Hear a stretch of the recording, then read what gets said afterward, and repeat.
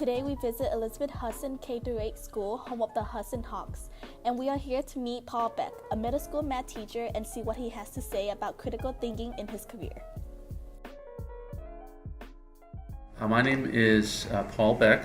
I teach at Hudson Middle School, Long Beach, California.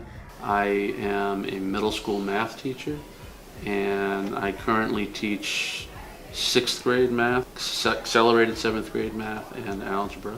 And on a day-to-day basis, I have to prepare lessons for all 5 of those subjects and assess students in an ongoing manner to make sure that they're keeping up with the curriculum. In your own words, what do you think critical thinking means, and why do you think it's important? It's an excellent question.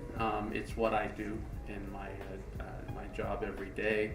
Critical thinking involves observation, it involves listening, it involves taking in information, it involves working with that information and applying it to situations and coming up with your own ideas based on your own experience and any new information that comes along. So it involves being able to think flexibly, be able to look at things look at a topic from multiple perspectives, to change your thinking over time as new information becomes available.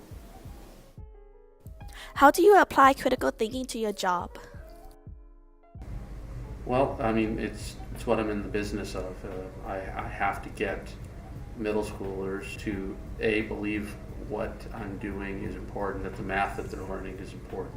I have to change their extant thinking about the topic, to get them to look at it a slightly different way, to assimilate new information, and to start applying that in some kind of productive way. They're not all convinced that math matters. I have to get them to think critically about it.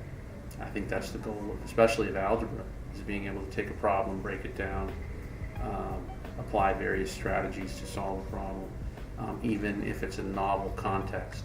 That general pattern of problem solving, which I think is critical thinking, applies to every aspect of their everyday life. What are some barriers or obstacles to critical thinking in your job, and how do you overcome them? I think a major challenge is that we have a preconceived notion of how school ought to be. The challenge is making sure you remind yourself every day that the kids that come in here do not come from the same background. Sometimes you're going to run into conflict. I've got to figure that out.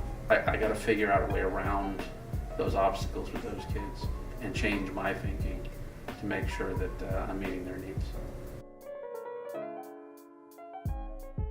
How do you feel is the best way to improve your critical thinking skills?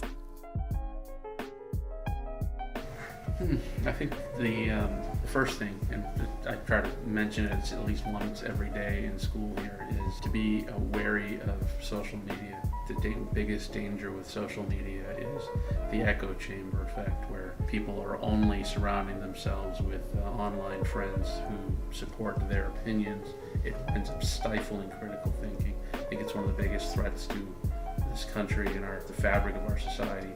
So that we face today. So my advice to youngsters is to make sure that they don't fall into that trap. In review, critical thinking is an essential skill when working in a professional career. Mr. Beck uses his critical thinking skills not only to improve his own, but rather encourage his students to enhance their own critical thinking ability. Mr. Beck encourages his students to be open-minded by being cautious of social media, so that students will always have an open, clear mind to really focus on critical thinking.